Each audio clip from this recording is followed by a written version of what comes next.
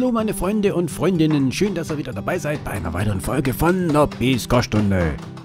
Und heute handelt das Thema wieder mal vom Blätterteig. Und das, was wir heute machen, das ist so richtig fein. Und zwar wären es Gourmet-Blätterteig-Hörnchen. Und als kurze Vorbereitung habe ich schon mal die Petersilie fein gehackt und ein Ei getrennt und das Eigelb verquirlt.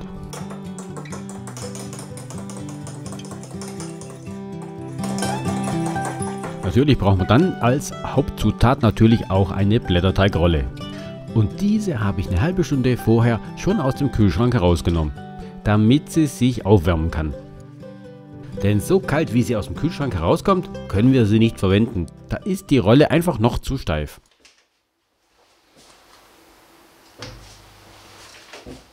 Haben wir jetzt den Blätterteig schön ausgelegt, dann können wir ihn schon belegen. Zum Beispiel zuerst mit dem Schinken, dann mit dem Käse, dann bestreichen wir den Käse mit Olivenöl und dann geben wir noch diese Petersilie drauf.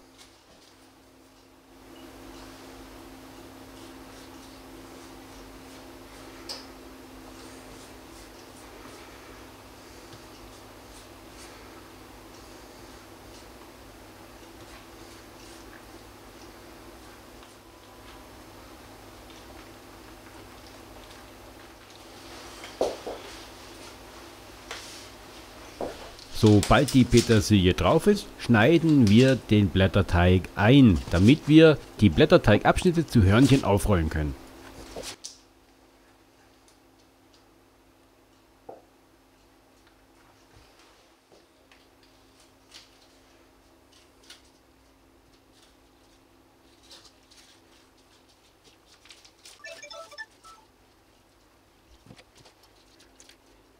Die aufgerollten Hörnchen, die geben wir dann auf dem Backblech drauf. Und es wäre schon ein guter Zeitpunkt gewesen, jetzt den Ofen auf 200 Grad Ober- und Unterhitze vorzuheizen. Aber bevor jetzt die Hörnchen in den Backofen kommen, geben wir jetzt noch die restliche Petersilie drauf und bestreichen das Ganze dann auch mit dem Eigelb.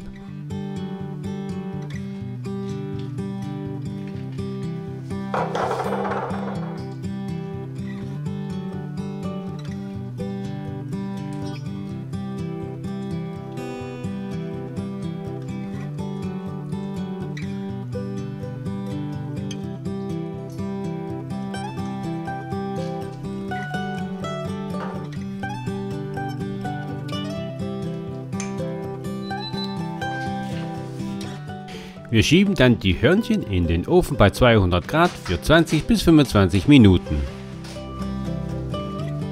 Und sollte jetzt in der Zeit der Käse auslaufen, überhaupt kein Problem, weil der wird dann schon richtig schön knusprig werden.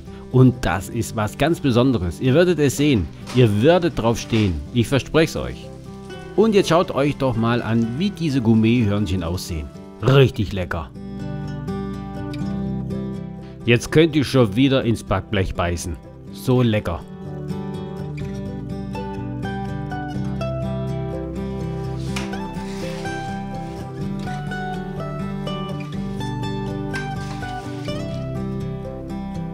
Also, wie ihr wahrscheinlich euch schon denken könnt, ich kaufe keine Hörnchen mehr, sondern ich mache sie immer selbst.